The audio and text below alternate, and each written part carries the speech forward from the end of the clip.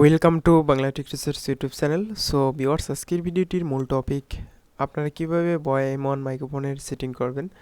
যারা একদম বেগিনার বা ফার্স্ট এই মাইক্রোফোনটা কিনেছেন, অনেকেই কিন্তু এই সেটিংটা করেন না, যার কারণে আপনারা ভালো একটি আউটপুট সাউন্ড পান না। আর আজকে এই ভিডিওটি যদি আপনি ফুল কন্টিনিউ করেন, তাহলে আশা করি আপনি মানে এই মাইক্রোফোন থেকে ভালো একটি আউটপুট সাউন্ড পাবেন। সো আশা করি আপনারা বুঝতে পেরেছেন। সো আমি বলবো, যদি আপনারা বয় এমন মাইক্রোফোনটা ইউজ করেন, যে সমস্যার কারণে আমাদের এই বয় এমন মাইক্রোফোনের সাউন্ড কোয়ালিটি ড্যামেজ হয়। নাম্বার ওয়ান, যারা এই মাইক্রোফোনটা বর্তমান ইউজ করতেছেন এবং কিছুদিন ইউজ করার পর আপনার সাউন্ড কোয়ালিটি আস্তে আস্তে ড্যামেজ হয়ে যাইতেছে, তখন আপনি বুঝবেন যে আপনার যে বয় এমন মাইক্রোফোনের মধ্যে একটা ব্যাটারি রয়েছে, এই ব্যাটারি কিন্তু ড্যামেজ হওয়ার কারণে আপনার সাউন্ড কোয়ালিটি কিন্তু লো হয়ে যেতে পারে। এরপরে নাম্বার টু, সেটা হইতেছে যে আমাদের এই নয়েজ ফিল্টারিং, অর্থাৎ এই নয়েজ ফিল্টারিং যদি আমাদের এই ঢিল হয়ে যায় বা একটু লুজ হয়ে যায়, সেক্ষেত্রে আমাদের কিন্তু প্রচুর নয়েজ এই ভিডিওতে বা এই যে আমি ভিডিও করতেছি, এই ভিডিওর সাউন্ড রেকর্ডিংয়ে কিন্তু অনেক নয়েজ থাকবে। সো আমার এই মাইক্রোফোনে আমি নিজে একবার রিপেয়ার করেছি। জাস্ট এই তারটাকে আমার তারটা নষ্ট হয়েছিল। এই নষ্ট হওয়ার পর আমি এই তারটাকে আবার সুন্দরভাবে এখান থেকে সার্ভিসিং করেছি, আমি নিজেই সার্ভিসিং করেছি। যাই হোক, তবুও সাউন্ড কোয়ালিটি যথেষ্ট পরিমাণ ভালো। এখন আমি আপনাদেরকে সেটিং করা শেখাবো। যদি আপনারা ফোন থেকে ইউজ করেন, তাহলে আপনারা এই বাটনটাকে অন করবেন না, জাস্ট আপনারা এই অফ মোডে রাখবেন, অর্থাৎ নিচের দিকে নিয়ে আসার চেষ্টা করবেন। এখানে দেখুন অফ স্মার্টফোন, অর্থাৎ অফ বাটন যেটা, সেটা হইতেছে যে স্মার্টফোন। যদি আপনি কম্পিউটার ইউজ করেন, তাহলে আপনার এই বাটনটাকে ওপর দিকে নিয়ে যেতে হবে। কম্পিউটার অথবা ল্যাপটপে আপনি ব্যবহার করতে চাইলে জাস্ট এটা আপনি ওপরে দিয়ে দেবেন। যদি ডিএসএলআরে ব্যবহার করেন, সেক্ষেত্রে আপনি এখানে ওপরে দিয়ে দেবেন। আর এখানে অপশনাল হিসেবে অফ যেটা রয়েছে, সেটা হইতেছে মোবাইল ফোন। যদি আপনি ওই ওপরে দেন, সেক্ষেত্রে কিন্তু আপনি ভালো একটি সাউন্ড পাবেন না, আপনাকে অবশ্যই নিচের দিকে দিতে হবে। আশা করি আপনারা বুঝতে পেরেছেন। এখন আপনারা এখানে কিভাবে সেটিং করবেন, এই প্রসেসটা আমি দেখিয়ে দেব। সো কম্পিউটারে কন্ট্রোল প্যানেলে গিয়ে সার্চ করবেন।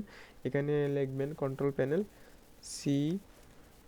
CONTROL panel. Just control panel লিখে সার্চ করার পর আপনি এখান থেকে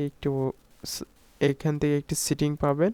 জাস্ট এই সেটিংয়ে ক্লিক করবেন। যেমন এখানে আপনি একটা অপশন দেখতে পারতেছেন, এখানে সাউন্ড অপশনে যদি আমি ক্লিক করি, দেখুন সাউন্ড অপশন থেকে ক্লিক করার পর এখান থেকে জাস্ট রেকর্ডিং অপশনে আমি ক্লিক করব। সাউন্ড প্লেব্যাক ডান পাশে দেখুন রেকর্ডিং এখানে ক্লিক করার পর আমি জাস্ট মাইক্রোফোনে ক্লিক করব।